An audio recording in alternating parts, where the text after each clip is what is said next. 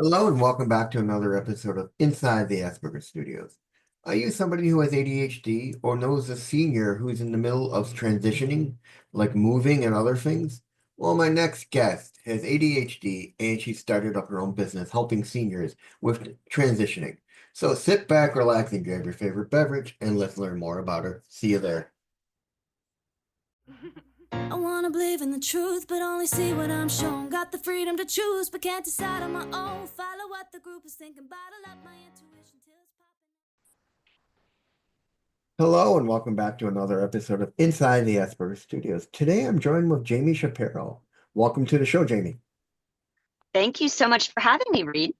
Not a problem. So why don't we start off with the question everyone hates me to ask them. Tell me about yourself. Oh, I love that question. I'll go not all the way back to the beginning, but I'll sort of share how I got to where I am and why you're interviewing me. Okay. Okay. A little over 10 years ago, my oldest child, who is non-binary and uses they, them pronouns, came to me and said, it was in middle school, and said, I think I have ADHD. I want to be tested. And I said, you don't have ADHD. You've been reading since you were 3, because I have a half brother who was ADHD in the 80s and had to be put on Ritalin to stay in school. And in my mind, ADHD was the hyper little boy who was the behavior issue. And so I dismissed my child and then did take Will to see a psychiatrist. And as the psychiatrist was evaluating Will, I said, I'm answering more yeses for me. Do I have ADHD? And he said, you absolutely do.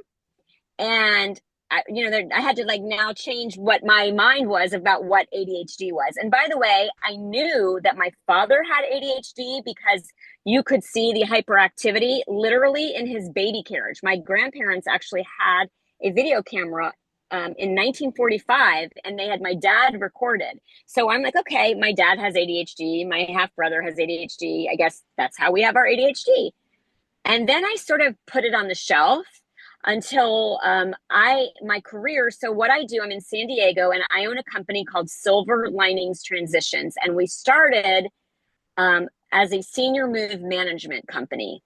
And by the way, I started the company before I found out about my ADHD. And then we actually added home organizing to the services that we were providing.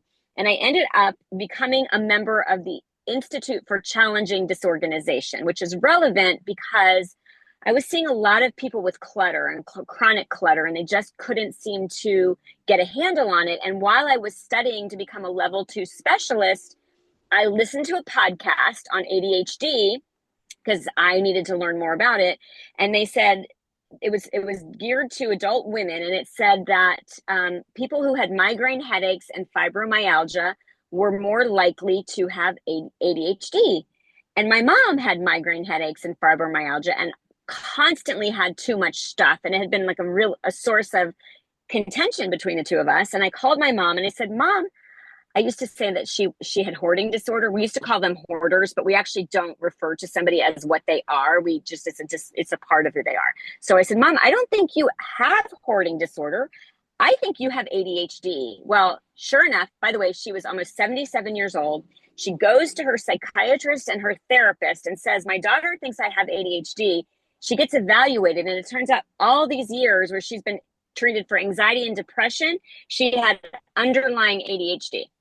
And that launched my Grandma Has ADHD podcast, where I am now bringing awareness to seniors. And I'm calling seniors 50 and over, even though technically a 50 is not a senior.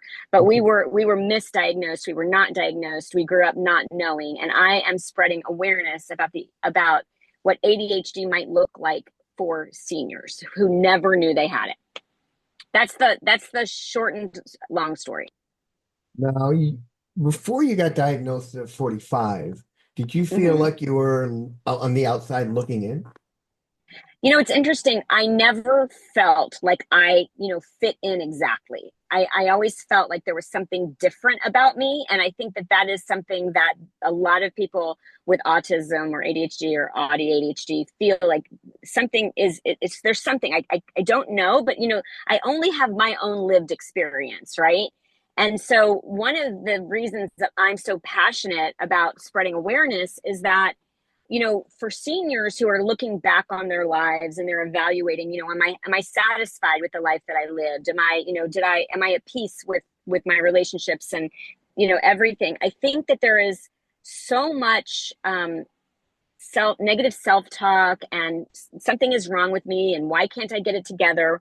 So I think the awareness is so important for people to understand, like there was nothing wrong with you. You have a different brain, it works differently, it's like a different operating system, and then coming to that self-acceptance when you understand. So yeah. Yeah. When you were diagnosed, did you have that aha moment like this explains everything in my past, why I was so scatterbrained, why I couldn't sit still? I so initially no, and I'll tell you because to be honest with you, I was in the middle of starting a business, going through a divorce and raising three children, so it's sort of like got stuck on the back shelf. And then when I started to learn more about ADHD, then I felt like I had gotten a playbook to my life. And then I started to put the pieces together of why I was always doing my homework in the class before it was due and why I was always getting in trouble for talking too much in class. And yeah, and then it all made so much sense. Now, did you see a lot of the signs of ADHD in your daughter that you saw in yourself? So it's a child, Your so child. non-binary. Um, yes and no. My child is incredibly creative, and just like autism exists on a spectrum, so does ADHD. And I will say that my child is a little more impeded by their ADHD than I have been, but is also so talented, like mind-blowing talent, right? Just so I think that that, so no, I didn't see it. And again, so my child started reading at 3. I couldn't sit still to learn to read, and it turns out that I actually have combined type. So I have inattentive and hyperactive, and my child only had inattentive. So my father's hyperactive and my mother's inattentive. So I got the double blessing. And interestingly, my youngest was just diagnosed, and I didn't see it because it looks so different in different people. Well, I can tell you, I mean, I can tell you, I was diagnosed with both. I have Mm-hmm. ADHD, not just ADD. And the best story I can remember is back in high school, my parents would get a call from my teachers or from my homeroom teacher, and she would sit there and go, I'm just calling to tell you that Reed can't sit still for any of his classes except for one, his general science class. Because that's what you liked and And you were that's what I interested in. liked. And it Mm-hmm. was, and they tell him he would bounce around, he can't focus, his attention's everywhere. He's just looking around and he's not focusing on what's going on. Mm-hmm. But come his science, general science class, he's sitting still, he's paying attention, he's remembering things. And my parents are like, huh, wonder why. And then it turns out I had ADHD. I mean, to this day, I remember what my science teacher used to tell us all. And he even had it written down in pens. It's you don't know what you know until you know everything at all. And I remember that because he would have it put on pens and pencils and pass them out. And he would always tell us this every day. And I I even don't even remember his understand it. name. Okay. Well, it's interesting because they call it attention deficit hyperactivity disorder. Yeah. And have you heard that there are people like Ned Hallowell who want to change the acronym to variable attention stimulus trait because we can hyper focus if we're interested in something. So it's not it's really just putting our energy to what interests us. And I think with any neurodivergence, it's figuring out what are your strengths, where do you shine, and trying to build in the help in the areas that are like doing your taxes. I actually had him on my show. And Oh, one wow. and one of my favorite quotes he said was, having ADHD is like putting bicycle brakes on a Ferrari.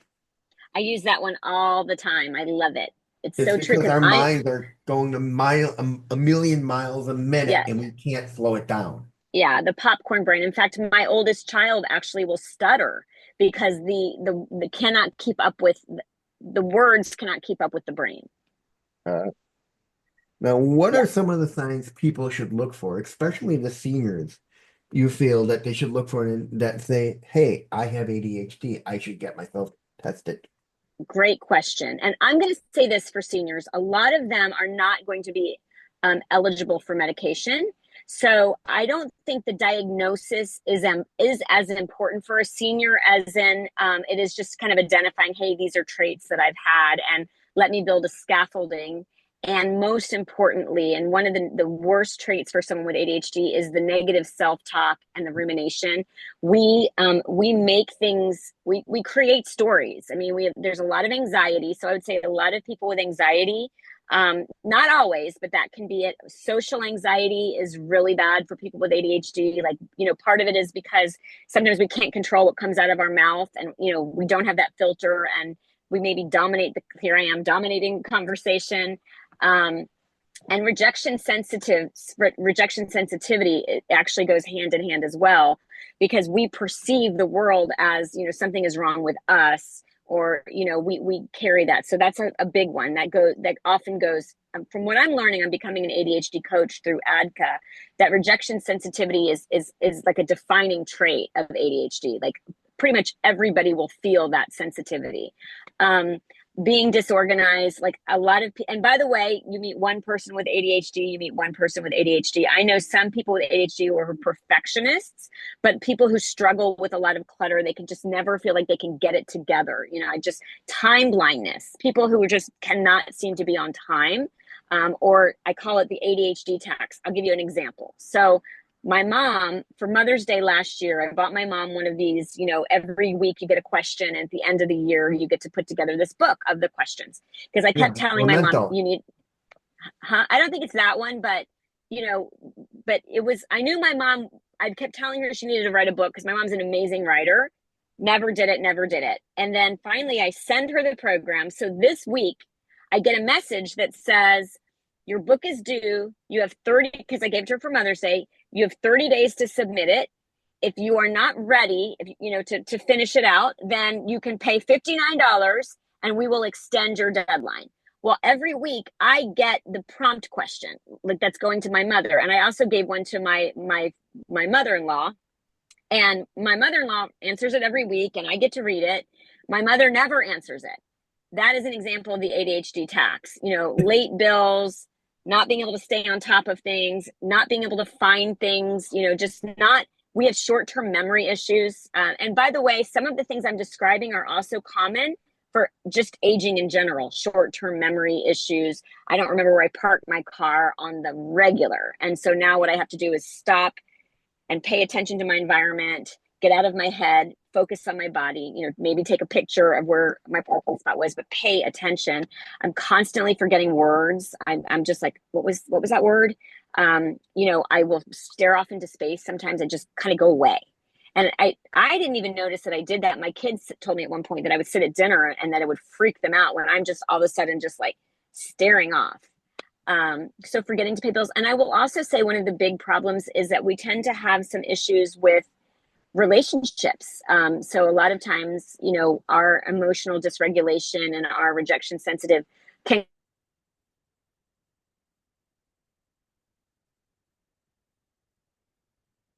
And we lost you.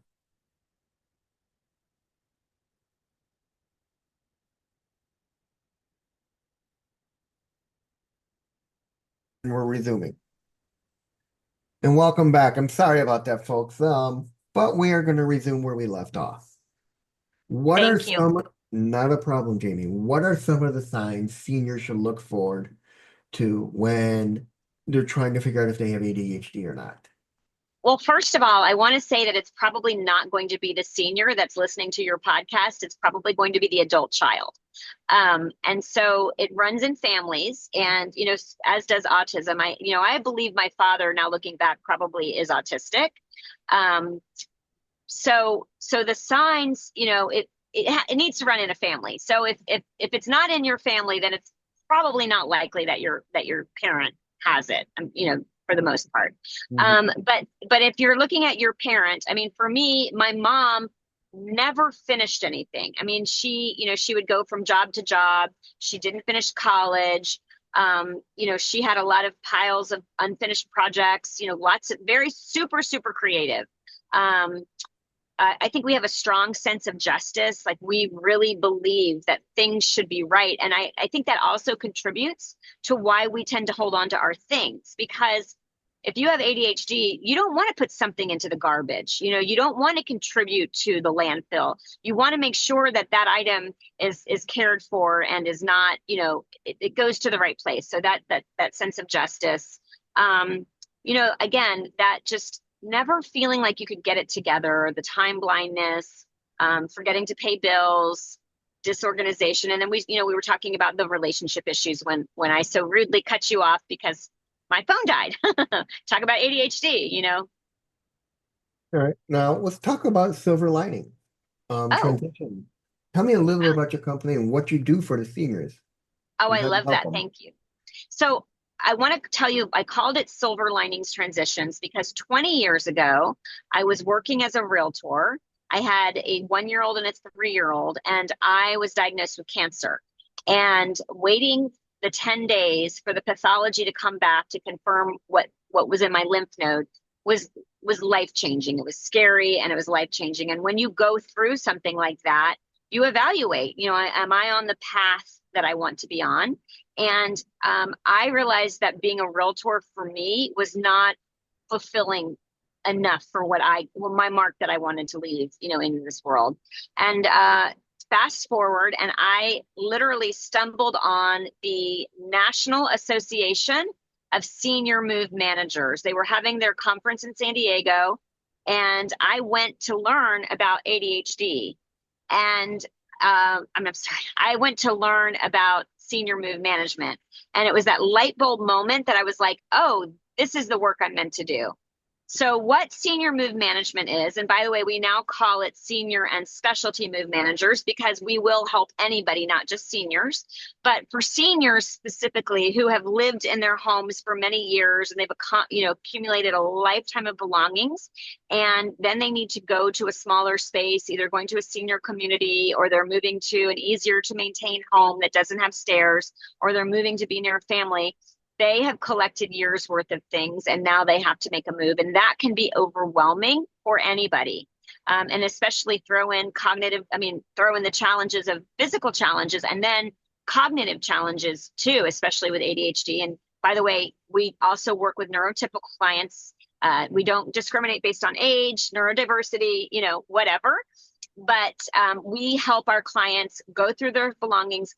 We serve as project managers for their move, and then we also do ongoing organizing for clients who just need help getting organized, and we do paperwork, photos, that kind of thing. I wish you were around when my parents moved. I was away in college and my dad was dealing with spinal stenosis. My mother is a two-time cancer survivor, thyroid and breast, and they decided to move. It was getting too costly to live in the house, and they decided to move closer to my brother on the south side of Chicago. And I remember my mother telling me that it was a nightmare because my father couldn't do much because of his back, and my mom just had a meltdown because it was too much for her. Your company would have been a godsend for her because she would have had the help she needed to get things situated and everything. I mean, when I came home from school, they put me right to work helping them get everything out. And then, I mean, like I had jet lag, and they're like, "No, you're gonna help us move and get everything else." Mm-hmm. I'm like, "I haven't had sleep yet." Yeah, and They're like, imagine the "Nope, that's it. battles. You're home now." Right. Yeah, and if I had $1 every time somebody said I wish I had known that this service existed, I'd be a wealthy woman And I do want to put in a plug in for my fellow NASM companions or business owners. We are all over the nation, and we're also in Canada and other places. I think Australia, but it's nasmm.org, and this service exists. So that's one of the great things about doing the Grandma Has ADHD podcast is that I get to spread awareness about the senior industry, senior management industry. Right. Now, what are some of the tricks you use to help with your own ADHD? Oh, great question. I would say my number one hack is now understanding emphatically that I am going to forget. It happens all the time. I don't even pretend that it isn't going to happen anymore. I used to say I wasn't going to wear a smartwatch because I thought it was going to be distracting, but there's nothing better than being able to put my eggs to boil and putting the watch on that says, remind me in 10 minutes. And then I don't walk away. Because I have been known to leave those eggs on the stove for hours, So I think that for me, that number one trick is knowing I'm going to forget and preparing myself to do it. And then I also say that I set myself up for future Jamie. So I know within the morning, I'm going to be rushing out. Something is going to happen. And so what I do is the night before, I gather everything that I'm going to need and I put it in my car, if I can put it in my car, other than my food.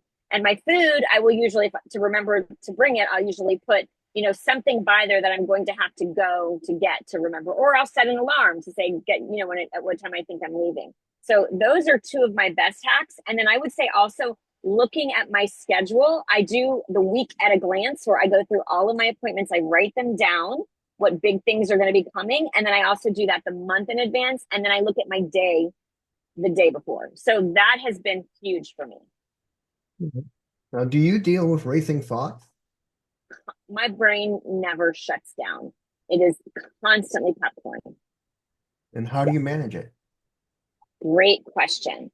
I do what's called a brain dump. So when I've got a bunch of things going, I get them all out onto a sheet of paper so that they're not racing in my head.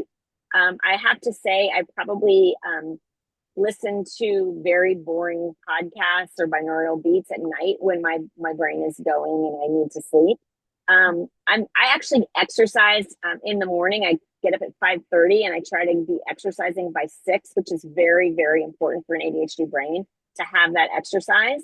And I do better when I've done that the first thing. And then what's happening is that I'm tired by the end of the day.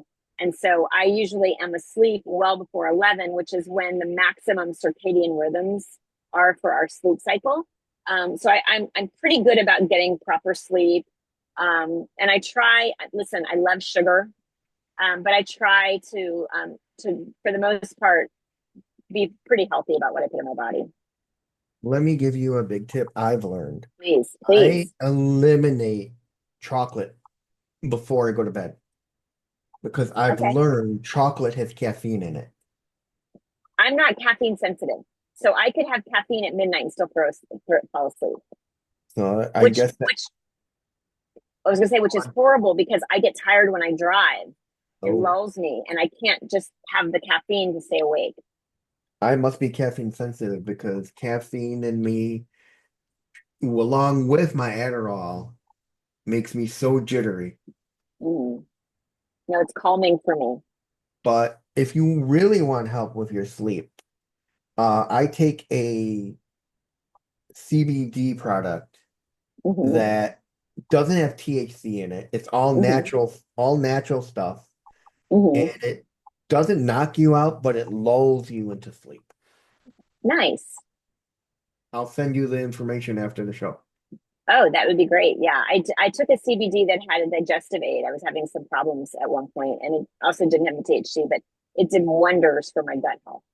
Now, do you have trouble sleeping? I have no problem falling asleep pretty much ever. And staying asleep, like I said, I seem to get up around 4 o'clock in the morning. Sometimes I'm like, I'm not even going to fight it. I'm just going to go.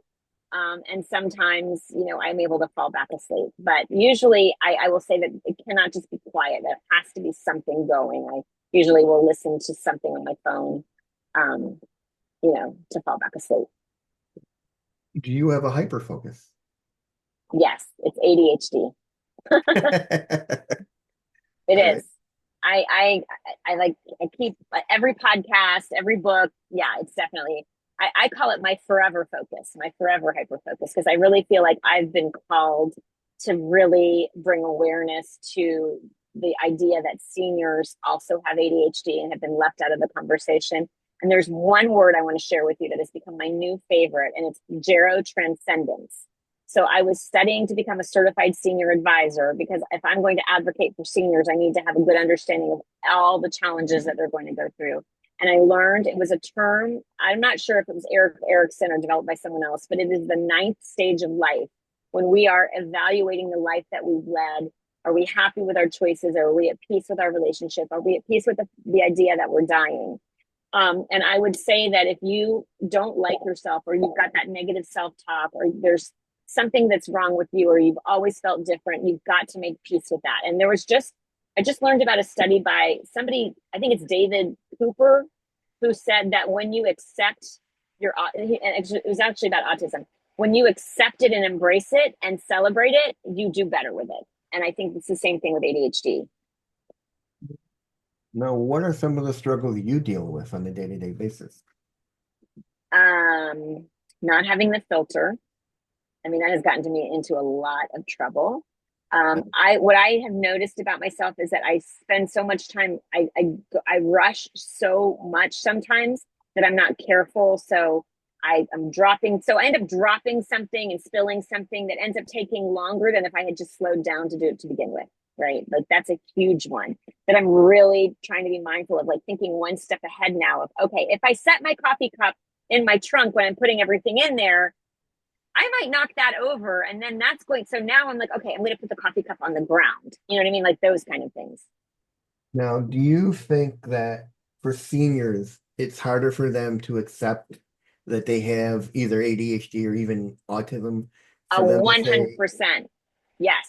Because they grew up in a very different time. I think that the reason that they're the silent generation "Mhm, is they don't talk about anything. So nothing is wrong. We can't talk about it. And, thankfully, that's something that's changing. I think that that's why we're seeing a lot more, LGBTQ, because people are more comfortable being authentic and they're not masking anymore. So, yes, I do think I am fighting an uphill battle, but I think it's a worthwhile battle. one of the funny things about my show is when I've talked with parents who have children who are autistic, and when they go to get tested and they're sitting there with the psychiatrist, and the psychiatrist is going through all these signs, and the parents are like you were going through with your child. Uh-huh, I have that. I have that. I have that. I have Uh-huh. that. And they turn to a Mm-hmm. psychiatrist and they're like, their child psychiatrist, and like, does that mean I have it too? And they're like, uh-huh. And Mm-hmm. it's like this light bulb moment for them. It's like, wow, this Mm-hmm. explains why I am the way I've been all these years. Mm-hmm. And now my child is realizing why I was this way. They're this way. Mm-hmm. But I also Mm-hmm. think it's a connection now between the parent and the child because now they Absolutely. have something they can understand each other with. Yes, and I find that with my mom and with my two kids that have ADHD. Definitely, I was talking about rejection sensitivity with my oldest child. How who can struggle with relationships, and we were able to really have a conversation about it. And I have an understanding. So, and it's helped me with my mom too. She came out to visit, and two different times she left her hearing aids at home, and we were late. And now I realize, first of all, I'm like, wait, don't you know you couldn't hear? But that's a second conversation. But now I'm like, I don't blame her anymore. Like now I get that, I have a lot more empathy for my mom. Now, do you have clients who refuse to admit they have ADHD until you say, you have the signs. I'm trying to help you. These are your signs. You have ADHD. Um, I think for the most part, when I've shared it, because I actually asked Dr. Nadeau when she was on my podcast, um, if you recognize it, should you say something? And she said you really got to go delicately. Not everybody is ready to hear it, and so I will usually start with can I go off tangent and ask you a question, and then I'll say, do you have a family member with ADHD? Because if they don't have a family member with ADHD, they may not be as open. And I'll usually get, oh yeah, my son has it. And I'm like, well, I'm going to suggest that I think you might have it, and I have it, and then I always lead with all of the wonderful things. Listen, it is not all sunshine and rainbows, right? But it is also not all bad either. And that's one of the things that I ask my guests on the podcast. If you could press a button and turn it off, or not have had it, would you? And for the most part, everyone says they are happy they've learned to channel it. I had one recent interview, it hasn't been released yet, where she said no, she wished she hadn't had it. And that reminds me of back in the day when I was going through a dating site and I'm talking with this girl, we're going back and forth, and I'm like, there's one thing I need to tell you. I have ADHD and autism. And she's like, that's it, end of story. My ex-husband and my child both have ADHD, and I don't want to go through that again. And I'm thinking, there's nothing wrong with either of them. And I can and she's just like, no, understand. I just don't want to deal with the problems anymore. I'm like, and I'm thinking to myself, everybody's different. You're just picking all of your ex-husband's and your child's problems, and you're thinking it's going to be on everybody else. That's like it. Right. Well, it presents differently. We all present differently. But I remember when I was on the dating sites also, and I remember seeing no ADHD. I was like, and at that point, I hadn't even like really uncovered what ADHD was. I just knew that I had it. And I was like, I don't get that. But Mhm. yeah, I mean, I know I frustrate my boyfriend. We've been together almost 5 years, and he is definitely not ADHD. And he I can see that sometimes he's got to be really patient with me, and he is so slow, Yeah. and I am like, so, there's a happy medium. Yeah, I have a friend who her son is ADHD, and they had another friend that was ADHD as well, and they split ways, but she's like, it was a constant fight because she'd leave doors open and cabinets open and this and that, and she's like, we had a chat and she just would not go with the flow, and that's when they decided, it's not Hmm. working for us living together. And they just went their own way. Hmm. Yeah.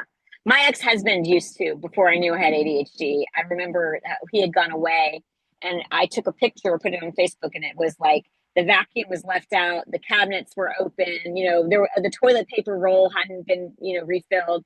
And I wrote, "This is how we roll when you're out of town." Again, I had no idea that I had ADHD. And then, you put it all together and you're like, it makes so much sense. I mean, my mom used to say to me, I know where you've been because you leave a mess behind all the Yep, time. that's my daughter Addison. Oh my gosh. And she's 17 now and drives my boyfriend crazy because it's an OPK situation. It's not his daughter. So Yeah. her messes drive him insane. I mean, my mom used to always tell me, she's like, when you cook, especially when you bake, because I used to just, I wouldn't take the ingredients out and measure it all up. I would do it as I go. My mom's like, what are you doing? You're not doing it right. Take everything out, measure it out, and then you have it ready for you.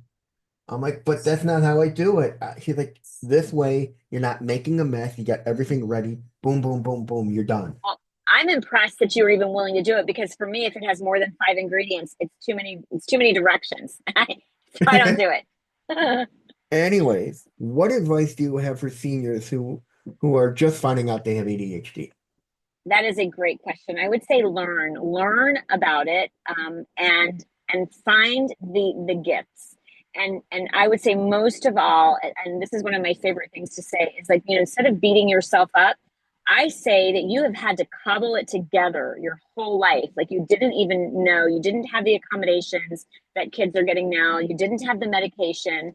And I say it's like the expression of Fred Astaire and Ginger Rogers dancing, and they said that Ginger Rogers did everything Fred Astaire did, only she did it backwards and in heels. And that's sort of what I think about having undiagnosed ADHD your whole life. Mhm. And finally, where can people find out more about you online? That is great. Well, if they are looking for home organizing or mood management services, they can find me at Silver Linings Transitions. That's S, Silver Linings Transitions with an S.com. Or if they want to listen to my podcast or share that, that is Grandma Has ADHD, wherever you listen to your podcast. And I'm always looking for guests and people who want to build awareness and support for people who are just discovering their ADHD. And that's it, ladies and gentlemen. I'm Reed Miles. That was Jamie Shapiro, and I'll see you in the next one. Thank you, Jamie. Thank you. This is great. I have fun questions.